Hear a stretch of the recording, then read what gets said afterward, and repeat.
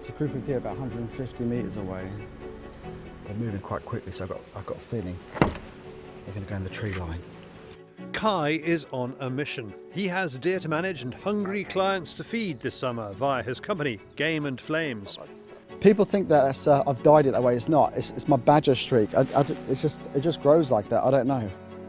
I'm not going to dye it though. I quite like it. But this is like me and you in role reversal. This used to have hair like this. I never got anywhere near that. You're just jealous. That's what it is. I'm jealous. Perfect, really, but anyone who's harvested wild venison will understand. The work really starts when you pull the trigger. That's the point the deer becomes a meat product and has to be treated as such, especially when your reputation depends on it. So this morning, Kai will tell us what's making his life a bit more efficient.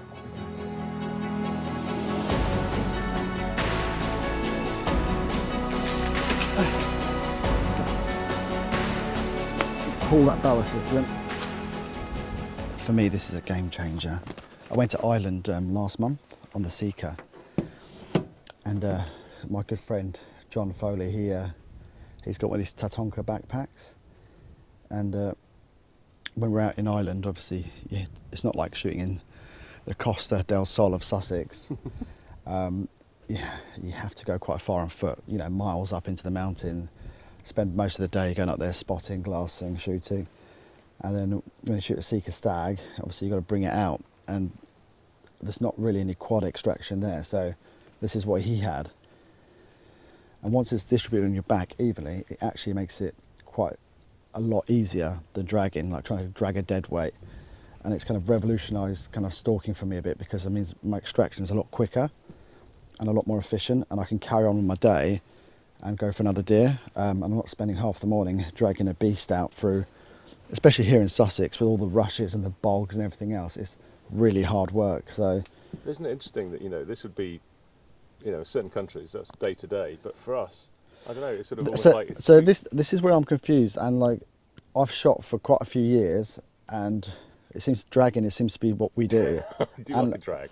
And people, yeah, dragging a deer, and people have used this type of backpack for thousands and thousands of years, you know, where they make it out of wood and wicker and or baskets or whatever, and we kind of really enjoy dragging. And I can understand with a really heavy beast you might want to break it down, but even so, like you look at America, and when people go on proper adventure hunts and stuff like that, they'll break it down into kind of your primal sections and bag it up and put it in. But since I've used it, like I literally think it's one of the best things I've bought, because it's made like I've not been dreading like the long drag all morning. With a set of sticks, you can actually walk for a really, really long way with it. We're going to crawl through there, and then we're going to see if we can pop up, because I think if we can stay low, they won't see us.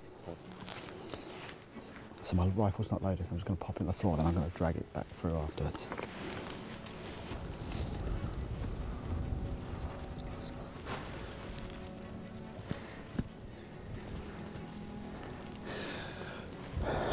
I think I'm going to have to shoot from here. Right, I'll tell you what. See the white one? Yeah. To the left of that, there is one camouflage right to the left. By the tree. Oh, by the golden leaves. It's just What about the one on the look at the far right, and there's one with its arse. You got one nibbling its back. Yeah, one nibbling its back. Yeah. No, he's going to get covered in a second.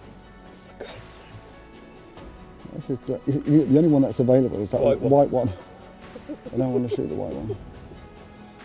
There's one going in.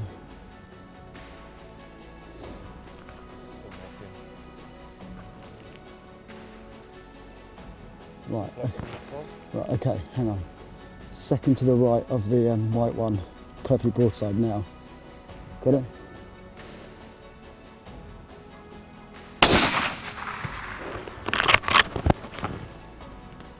Oh, hang on. There's one to the right of that.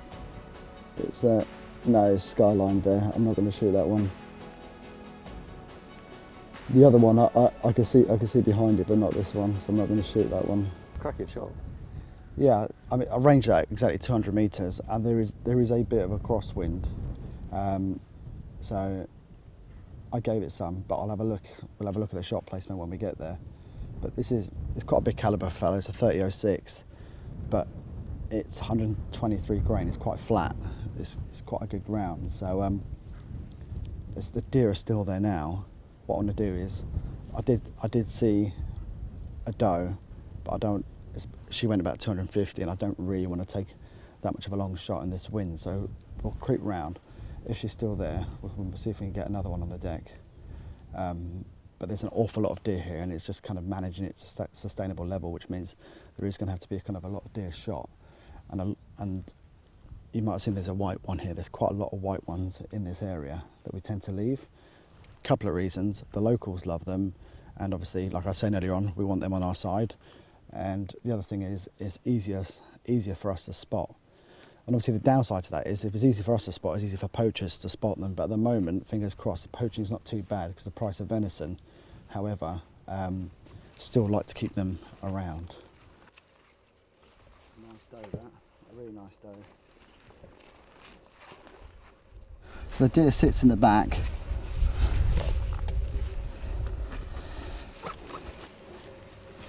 I use the first strap just to kind of secure it on, then I can work it with the second one. Mm.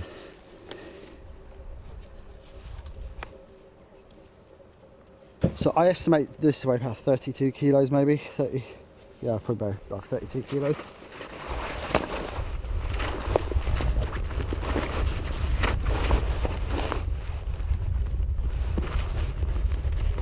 It's not too bad.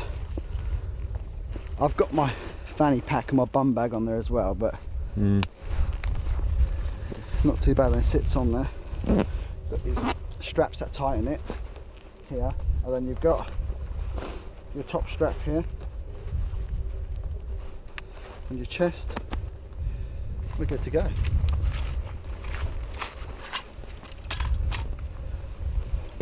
We do appreciate this is East Sussex and not British Columbia, but a drag can be a drag, and this surely keeps the meat free from contamination. Back at the truck, and Kai can show off his new boots, which he and Roy have been testing for us.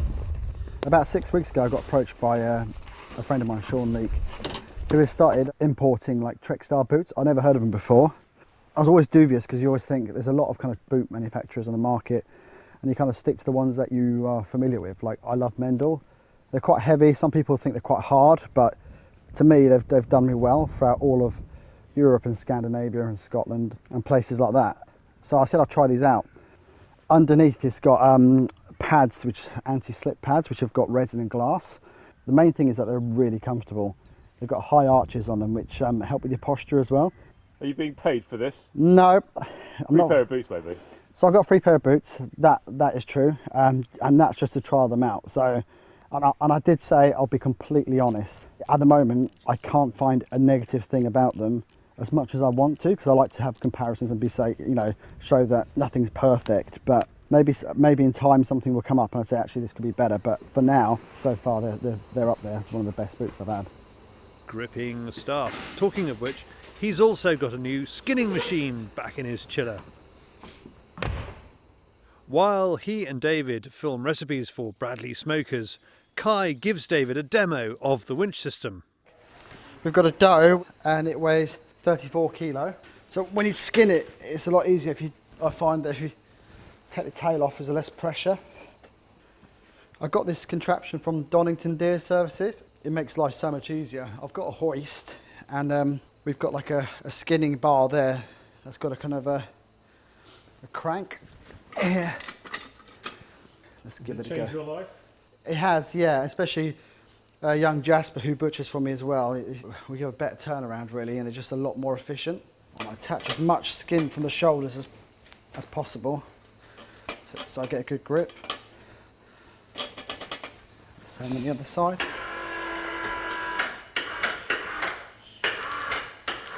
Just go slowly.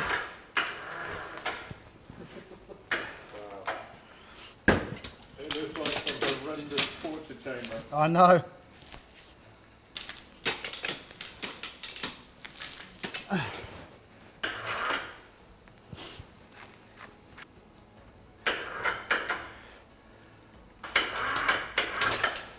Ta-da! There we go. Deer stalking, whether for commercial reasons or to feed your friends, is a satisfying commitment. Sometimes it's nice to have some kit to help the job along.